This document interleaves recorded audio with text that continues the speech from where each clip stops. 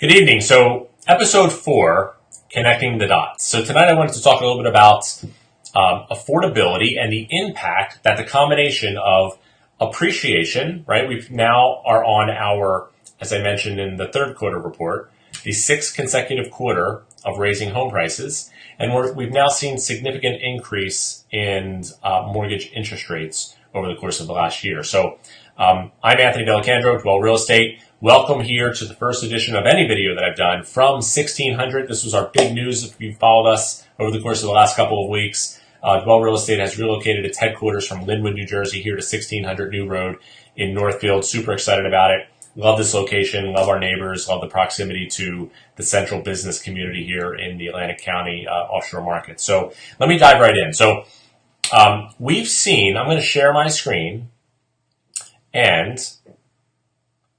dive into the monthly report that I just launched. So this is also new news.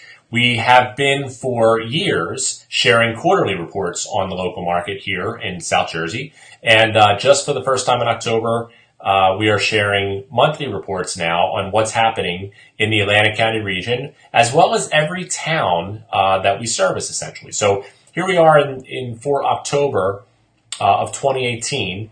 We can see that the number of single-family homes sold in Atlantic County was actually down 12%, so a sharp decline in October, and I'm going to talk about the why behind that. We saw a little bit of an appreciation, 5.6% appreciation in prices, days on markets, and listed sales price ratios holding relatively steady. As we scroll down into the condominium segment, similar story. We had also a decline in total number of transactions, down 14%. We saw a larger appreciation in median home sale price among condominiums, mainly attributed to the fact that condominiums had a larger correction during the downturn and are subsequently seeing a bigger bounce off the bottom.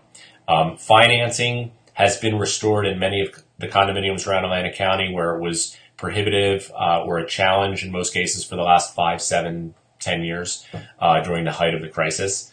And now that that's been restored, we have more first-time homebuyer, owner-occupants moving into the condo space, and that's driving prices back up in alignment with where the same trajectory that single-family home sales prices have seen. So that's been kind of the trajectory. Also on this page, and I will include a link to this page in the comments below, we have a 6-month look back in what happened with single-family home sales and condo home sales. You can see the little decline that took place following the summer, September, October, and I'm going to share the November numbers in a moment. They're down even a little bit more. We can see the breakdown on total year-to-date sales. There have been 3,799 residential sales in Atlantic County as of the end of October. Almost 76% of those were single-family homes. And then we can also see the last 5 years, what happened with the number of transactions that closed. We can see a big jump as the market started to gain momentum between 2015 and 2016.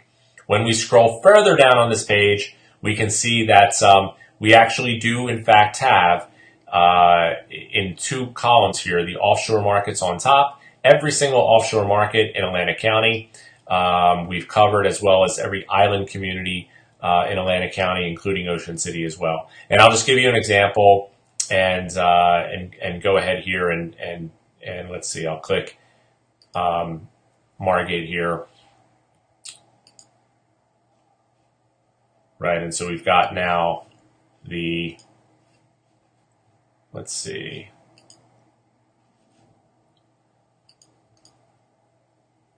Right, the Margate report is populating. So now we have the Margate report, and we can see here the snapshot of Margate. Number of sales up for the month of October, 9.1%. A little bit of a decline in median home sale price. With condominiums, big drop off. When you have a small market like Margate, not as many condo sales, you tend to see higher fluctuations.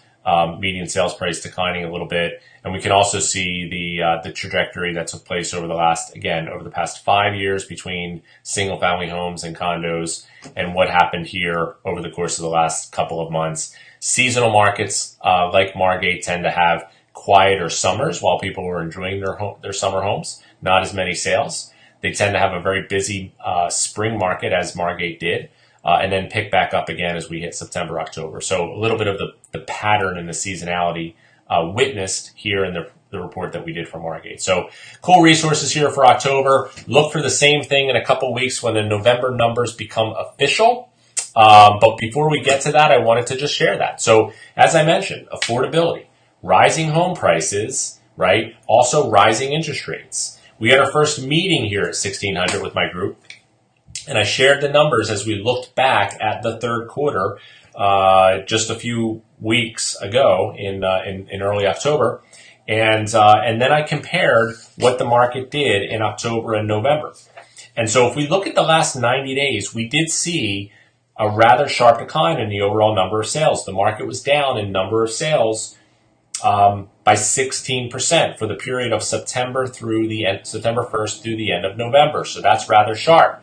What's more interesting is I just shared the October numbers. In November, right? In November, residential homes, meaning single family and condominiums combined into just one family homes, not multifamily, not land, not commercial.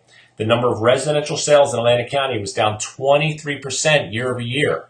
November 2018 versus November 2017, 23% less sales that took place in the month of November. There's basically a couple of main reasons in connecting these dots, one of which I think has to do a little bit with psychology and frustration in the fact that it's been a strong seller's market for the better part of the last 12 to 15 months. For a good part of the spring, we had multiple offers and, bidding wars, if you will, on virtually every listing that entered the entry-level price point, meaning first-time buyer price point. And I define that as anything that's, call it median sales price for your town, and you can see medians in the reports that I share.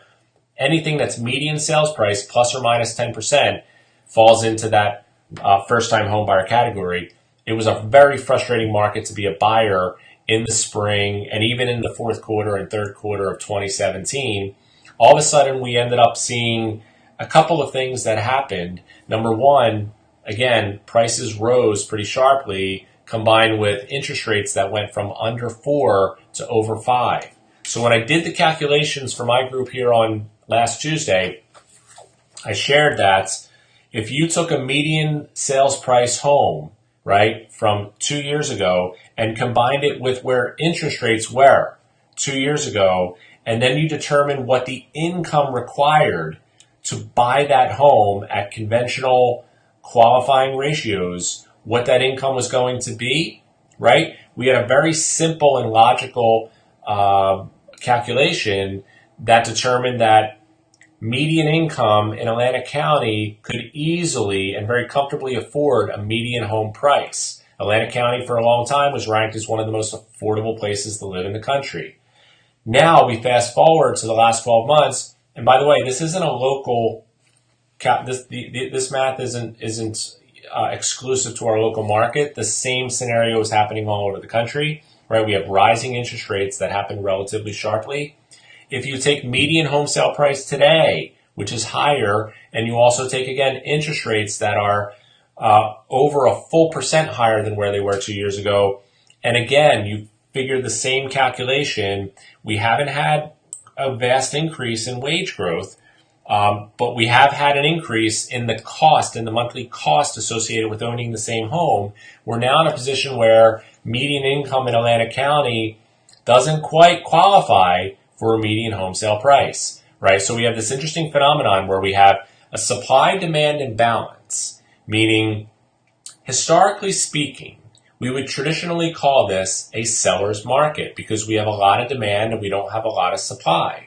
However, now we have this ceiling in place because for qualifying purposes, buyers have a limit as to how high they can go. And it doesn't matter how bad they want it, and it doesn't matter how few choices they have. They simply can't pay a higher price than what they're going to be able to qualify for. So it's a very interesting phenomenon that we're in right now, and the first time certainly in my career that I've experienced this in 27 years. What I see moving forward into 2019 is simply this. I don't think we're going to see another year of 6 or 7 or 8 or 9% appreciation, but I do think we're going to see appreciation, and there's a couple of reasons for it. And then number two is, I don't think we're going to see big increases in overall interest rates, right? I think that the Fed is going to get interest rates in control. I don't expect to see many more increases in the federal funds rate in 2019, maybe one, maybe two. I don't think we're going to see many more because I think that the market, I think what we've seen with the stock market over the course of the last week or two, and if you're watching this, it's, I guess, December 11th today. So if you're watching this a couple weeks from now, just to give a time reference, because the Fed does meet in about a week. So I don't think we'll see a lot of increases in 2019 because I think fundamentally we've kind of hit a ceiling. And until we start to see greater wage growth, I think we're going to see interest rates kind of remain around where they are right now. Because it's impacting not just housing, it's also impacting the automobile industry. I owe a thank you to a good friend of mine.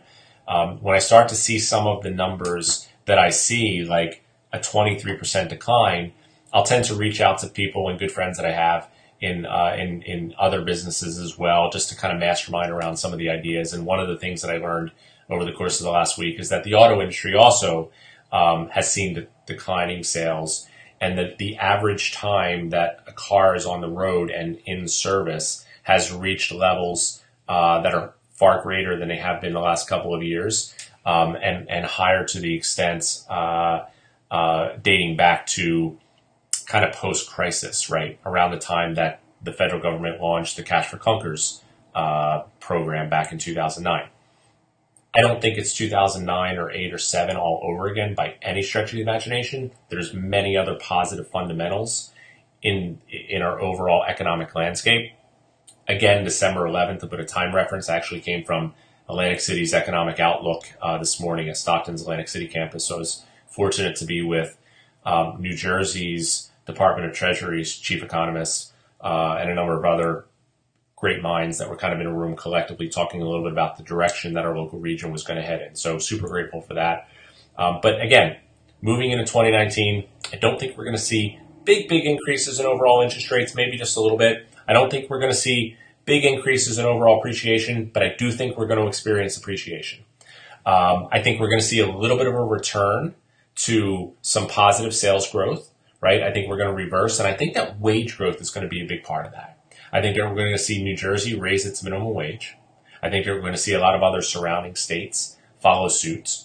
I think that it's time. I think that we've had a lot of great fundamental reasons why the market is ready for it and can afford it. And I think we're going to start to see that happen as we take shape and start to jump into 2019. I think that's going to return a lot of the confidence that this market rolled with for the better part of the last nearly 2 years. So that's my connecting the dots. That's my thoughts on how we wrap up 2018 here. I'll probably do one more conversation as we draw closer to the end of the year on just what the first quarter is going to look like, and as we close off on 2018. Any questions? Please don't hesitate to leave a message. Send us a direct message. We've got an awesome group. We study homes and prices literally every single day so that we're best able to give the best advice and share the best experience with the clients that we get to work for. So have a super powerful week here, the middle week in December, and I can't wait to see you soon. Thank you.